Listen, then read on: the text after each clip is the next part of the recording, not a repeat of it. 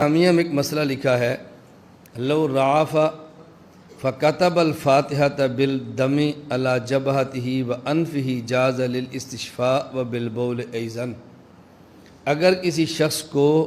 نکسیر پھوٹ پڑی ہو، خون سے مسلسل نکلتا ہو، تو نکسیر کا علاج کرنے کے لیے اپنے ناک اور اپنی پیشانی پر خون یا پیشاب کے ساتھ فاتحہ لکھ لے تو جائز ہے۔ غیر مقلد کہتے ہیں کہ حنفیہ کی فقہ کی معتبر اور مستند ترین کتاب یہ فتاوی شامیہ ہے۔ اس وقت تک کوئی شخص ہمارے یہاں مفتی تصور ہی نہیں ہوتا جب تک وہ شامیہ کا مطالعہ نہ کرے، اور فتویٰ دینے میں سب سے بنیادی کتاب یہ ہے۔ تو دیکھو فقہ حنفی کی اتنی بنیادی اور معتبر کتاب میں لکھا ہے کہ سورۃ الفاتحہ کو پیشاب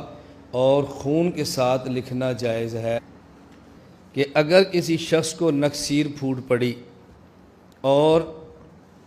اس کے پاس اور کوئی علاج نہیں تھا سوائے اس کے کہ کوئی عامل کہے کہ سورۃ الفاتحہ تم پیشاب یا خون کے ساتھ اپنی پیشانی یا ناک پر لکھو، اس کے علاوہ اور علاج ان کے پاس نہیں تھا، تو کیا یہ جائز ہے یا جائز نہیں ہے؟ اب پوری بات یہ لکھی ہے، عبارت یہ ہے، لو عنفا، اگر کسی کو نکسیر آ گئی، فکتب الفاتحۃ بالدم علی جبہتہ وانفہ جاز للاستشفاء وبالبول ایضا، اور اس شخص نے اپنی پیشانی یا اپنے ناک پر سورۃ الفاتحہ خون یا پیشاب کے ساتھ لکھی تو یہ جائز ہے شفا حاصل کرنے کے لیے، لیکن شرط کیا ہے؟ ان علم فیہ شفاء لا باس بہ، اگر پورا یقین ہو کہ یہ لکھنے سے مجھے شفا مل جائے گی تو پھر کوئی حرج نہیں ہے۔ باقی جان کی امان پاؤں تو عرض کروں کہ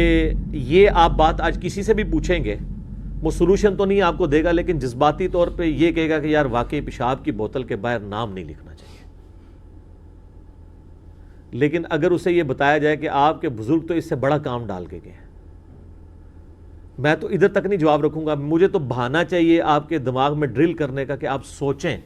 کہ دین میں کیا کیا لوگوں نے ظلم ڈھائے ہیں۔ اسی ابن عابدین شامی نے رد المختار میں در مختار کے حاشیے میں اپنے زوم میں اس پہ کیے ہوئے اعتراضات کو دور کرنے کے لیے لکھا ہے کہ اگر کسی شخص کو یہ یقین ہو کہ اپنے پیشاب نعوذ باللہ یا اپنے خون سے وہ سورہ فاتحہ کا تعویذ لکھے اور اسے شفا ہو جائے گی تو وہ لکھ، اللہ ان کو معاف کرے، بال کی کھال اتارنے کی عادت نے انہیں یہاں تک پہنچا دیا کہ انہوں نے اس قسم کی باتیں لکھ دی، اور پھر وہ ساتھ لکھتے ہیں کہ ایک عام مسلمان تو مر جانا گوارا کرے گا لیکن یہ گوارا نہیں کرے گا کہ اس کے خون یا پیشاب سے سورہ فاتحہ کا یعنی قرآن کا تعویذ لکھا جائے، نعوذ باللہ من ذالک۔ سر عام مسلمان اگر مر جانا گوارا کرتا ہے بقول غلام سو سعیدی صاحب کے، تو اس کا مطلب ہے آپ کے بزرگ عام مسلمانوں سے بھی گئے گزرے تھے۔ میں تو اس میں اور ایڈ کرتا ہوں کہ یہ تو غیر مسلم نہیں کوئی کرے گا۔ تو پھر آپ اپنی اداؤں کے اوپر بلکہ اپنے بزرگوں کی اداؤں کے اوپر غور کریں۔ میں اسی جملے پہ کنکلوڈ کرتا ہوں کہ لوگوں کو تو اپنی بری اولاد کے کرتوت بھگتنے پڑتے ہیں۔ یہ فرقوں کے علماء وہ ہیں کہ انہیں اولاد نہیں اپنے روحانی باپوں کے کرتوت بھگتنے پڑ رہے ہیں اور ان کی طرف سے دفاع کر رہے ہیں، حالانکہ ان کو چاہیے کہ ان سے دستبردار ہو کر رسول اللہ کے قدموں میں آ جائیں۔ ما ضل صاحبکم وما غوا، تمہارے نبی نہ کبھی بہکے ہیں نہ کبھی بہرا چلے ہیں، بابوں سے دستبردار ہو۔ اور اس لیے تو ہم نے عرض کیا تھا بہت پہلے، اب نہیں ہم کہتے، لیکن آج ذرا موقع ہے، بڑا ہی عرصہ ہوا ہے شعر نہیں پڑھا، کئی مجالس گزر گئی کہ نہ میں وابی نہ میں بابی، ٹھیک، میں ہوں مسلم علمی کتابی، بابوں کا دفاع نہ کریں، علمی کتابی مسلم آ جائے، ٹھیک ہو گیا جی۔ باقی جان کی امان پاؤں تو عرض کروں کہ یہ آپ بات آج کسی سے بھی پوچھیں گے، وہ سلوشن تو نہیں آپ کو دے گا، لیکن جذباتی طور پہ یہ کہے گا کہ یار واقعی پیشاب کی بوتل کے باہر نام نہیں لکھنا چاہیے۔ لیکن اگر اسے یہ بتایا جائے کہ آپ کے بزرگ تو اس سے بڑا کام ڈال کے گئے ہیں، میں تو ادھر تک نہیں جواب رکھوں گا، مجھے تو بہانا چاہیے آپ کے دماغ میں ڈرل کرنے کا کہ آپ سوچیں کہ دین میں کیا کیا لوگوں نے ظلم ڈھائے ہیں۔ در مختار فقہ حنفی کی ایک معتبر کتاب ہے، اس کا حاشیہ لکھا ہے رد المحتار۔ در مختار میں خرگوش والی خے ہے، رد المحتار میں ہا ہے۔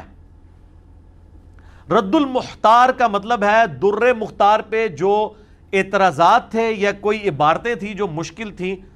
تو اس سے جو ہے نا رد کیا گیا، اس سے دور کی گئی ہیں وہ تمام چیزیں۔ ابن عابدین شامی المتوفا 1252 ہجری، جس کو مرے ہوئے ابھی 200 سال بھی نہیں ہوئے، لیکن وہ بندہ اتنا بڑا ہے کہ اسے اعلیٰ حضرت احمد بریلوی صاحب بھی بزرگ مانتے ہیں، کیونکہ ان سے پہلے ہے نا، حالانکہ بہت پہلے نہیں ہے، تھوڑا سا ہی پہلے ہے۔ تھوڑا سا پہلے والے کو مانیں گے تو آپ کے تھوڑا سا بعد جو آئیں گے وہ آپ کو بھی مانیں گے، یہ چین چلنی ہے نا۔ اگر آپ اپنے سے پہلے والوں کو بابا نہیں مانیں گے تو آپ کو کوئی بابا نہیں مانے گا۔ اشرف تھانوی صاحب بھی ان کو کوٹ کرتے ہیں، بلکہ فقہ حنفی والے، فقہ حنفی کی پوری وہ بزرگی کی چین میں چند بڑے لوگ جن کا نام لیتے ہیں نا، امام ابو یوسف اور امام محمد کے بعد، تو ان میں چند لوگوں میں ملا علی قاری ہوں اور یہ ابن عابدین شامی، یہ ان میں آتے ہیں۔ اور یہ ابن عابدین شامی وہی ہے جس نے سب سے پہلے محمد بن عبد الوہاب صاحب کو شیطان کا سینگ اور ایجنٹ اس نے ڈکلیئر کیا، اور بخاری مسلم کی حدیثیں جو نجد کے بارے میں تھیں، اور بخاری میں مسلم میں عراق کے الفاظ موجود ہیں، وہ میرا یوٹیوب پہ کلپ دیکھ لیں، محمد بن عبد الوہاب مجدد، اس نے پکڑ کے ان حدیثوں کو مولڈ کر کے فٹ کیا سعودی عرب والے نجد کے اوپر، اور کہا کہ یہ محمد بن عبد الوہاب ہے وہاں سے جو نجدی نکلا ہے، اور اسی کو کاپی کیا المحند علی المفند میں خلیل احمد سہارنپوری نے، اور کہا کہ یہ وہابی تو خارجی ہیں۔ آج ریالوں کے لیے ویسے ایک ہوئے ہیں،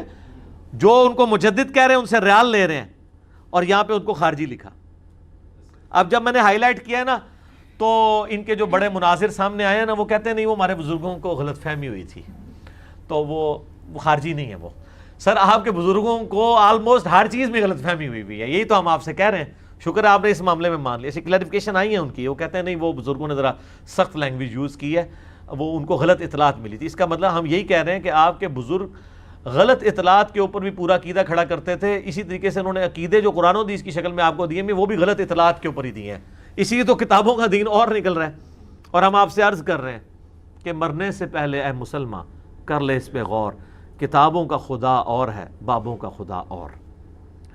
تو یہ کتابوں کی دنیا ہے۔ تو یہ جو ابن عابدین ہیں، یہ وہ ہیں جنہوں نے یہ فتویٰ فٹ کیا، اور وہ آگے چل رہا ہے۔ اور یہ صرف المحند میں نہیں، مفتی احمد یار خان نعیمی صاحب نے جال حق میں سیم عبارت ابن عابدین شامی کی نقل کی ہے۔ ایون پیر میر علی شاہ صاحب جو ایک ماڈریٹ پرسنالٹی تھے، انہوں نے بھی کوئی لحاظ نہیں کیا، انہوں نے بھی محمد بن الوہاب صاحب کو نجدی ڈکلیئر کیا، حالانکہ وہ اتنے ماڈریٹ تھے اس حوالے سے کہ ثناء اللہ امرتسری جو بہت بڑے اہل حدیث عالم تھے، جو قادیانی دجال کے خلاف کھڑے ہوئے، وہ گولڈا میں ملنے کے لیے گئے، پیر میر شاہ صاحب نے اپنے مصلے پہ ان کو کھڑا کر کے ان کے پیچھے نماز پڑھی۔ ایک طرف ان کی یہ یعنی ماڈریٹ ہونے کا لیول تھا، اور دوسری طرف سختی یہ تھی۔ اسی ابن عابدین شامی نے رد المختار میں، در مختار کے حاشیے میں، اپنے زوم میں اس پہ کیے ہوئے اعتراضات کو دور کرنے کے لیے لکھا ہے کہ اگر کسی شخص کو یہ یقین ہو کہ اپنے پیشاب نعوذ باللہ یا اپنے خون سے وہ سورہ فاتحہ کا تعویذ لکھے اور اسے شفا ہو جائے گی تو وہ لکھ سکتا ہے۔ آپ ذرا یہ حنفیوں کے پاس لے کے جائیں تو وہ اول تو کہیں گے آپ کو بتایا کس نے، یار چھٹو علمی گل کرو، کام تواڈے ابے پا کے گئے نے، جیڑا بیچارہ پوچھدا پیا وہ تے چڑھ گئے ہو، ابیاں تے چڑھو جا کے، تو وہ آپ کو بتایا کس نے؟ پھر کہیں گے مفتہ بہی قول نہیں ہے، اے مفتہ بہی بن گیا ہے، کیونکہ رد المختار تو لکھی اسی لیے گئی ہے کہ در مختار سے جو اس پہ اعتراضات ہیں وہ دور کیے جائیں، یہ تو خود ہی فتوے ہیں، یہ کیسے آپ کہیں گے مفتہ بہی نہیں ہے؟ چلو مفتہ بہی نہ بھی مانے، آپ کے جھوٹ مان بھی لیں، یہ بتائیں کہ آپ کے بزرگوں کے دماغ کے اندر اس قسم کی باتیں بھری ہوئی تھیں کہ وہ یہ تو کسی کے دماغ میں بھی نہیں یہ بات آتی ہے، کسی مسلمان کو اگر بتایا نہ جائے تو اس کے دماغ میں تو نہیں آتا کہ تعویذ اس طرح بھی لکھا جاتا ہے، تو ان کے دماغ جو ہے وہ کس کے ہتھے چڑھا ہوا تھا، چلیں یہی مان لیں۔ اور اگر کوئی کہنا جی وہ ہوتا ہے ترجمہ چینج ہو گیا ہو، انہوں نے بدل دیا ہو، یہ ہو گیا ہو، کچھ بھی نہیں سر، اللہ کے نیک بندے بھی دنیا میں موجود ہیں۔ ایک بریلوی عالم جو میرے استاد بھی رہے ہیں، اس اعتبار سے کہ میں نے ان کی کتابوں سے اور ان سے ملاقات میں بہت کچھ سیکھا. غلام مسعود سعیدی صاحب جو مفتی منیب الرحمان صاحب کے مدرسے میں شیخ الحدیث تھے رحمہ اللہ تعالی، فوت ہو چکے ہیں. انہوں نے شرح صحیح مسلم کے اندر اس مسئلے کو ڈسکس کر کے نا جناب حق ادا کیا. لیکن بابوں کی اس اعتبار سے ان کے ماننے والوں کے شر سے بچنے کے لیے انہوں نے لکھا کہ یقیناً یہ عبارت لکھی، اس کا ترجمہ لکھا، مجھے کرنے کی ضرورت نہیں ہے. اس کے بعد انہوں نے لکھا کہ یقیناً ان بزرگوں کے دلوں میں قرآن اور سنت کی اہمیت ہم سے زیادہ تھی، ٹھیک ہے، لیکن اللہ ان کو معاف کرے، بال کی کھال اتارنے کی عادت نے انہیں یہاں تک پہنچا دیا کہ انہوں نے اس قسم کی باتیں لکھ دی. اور پھر وہ ساتھ لکھتے ہیں کہ ایک عام مسلمان تو مر جانا گوارا کرے گا لیکن یہ گوارا نہیں کرے گا کہ اس کے خون یا پیشاب سے سورہ فاتحہ کا یعنی قرآن کا تعویذ لکھا جائے، نعوذ باللہ من ذالک. تو سر عام مسلمان اگر مر جانا گوارا کرتا ہے بقول غلام مسعود سعیدی صاحب کے، تو اس کا مطلب ہے آپ کے بزرگ عام مسلمانوں سے بھی گئے گزرے تھے. میں تو اس میں اور ایڈ کرتا ہوں کہ یہ تو غیر مسلم نہیں کوئی کرے گا. تو پھر آپ اپنی اداؤں کے اوپر بلکہ اپنے بزرگوں کی اداؤں کے اوپر غور کریں. میں اسی جملے پہ کنکلوڈ کرتا ہوں کہ لوگوں کو تو اپنی بری اولاد کے کرتوت بھگتنے پڑتے ہیں. یہ فرقوں کے علماء وہ ہیں کہ انہیں اولاد نہیں اپنے روحانی باپوں کے کرتوت بھگتنے پڑ رہے ہیں اور ان کی طرف سے دفاع کر رہے ہیں. حالانکہ ان کو چاہیے کہ ان سے دستبردار ہو کر رسول اللہ کے قدموں میں آ جائیں. ما ضل صاحبکم وما غوا، تمہارے نبی نہ کبھی بہکے ہیں نہ کبھی بے راہ چلے ہیں. بابوں سے دستبردار ہوں. اور اس لیے تو ہم نے عرض کیا تھا بہت پہلے، اب نہیں ہم کہتے، لیکن آج ذرا موقع ہے، بڑا ہی عرصہ ہوا ہے شعر نہیں پڑھا، کئی مجالس گزر گئی کہ نہ میں وابی نہ میں بابی، ٹھیک، میں ہوں مسلم علمی کتابی. بابوں کا دفاع نہ کریں، علمی کتابی مسلم آ جائے. ٹھیک ہو گیا جی.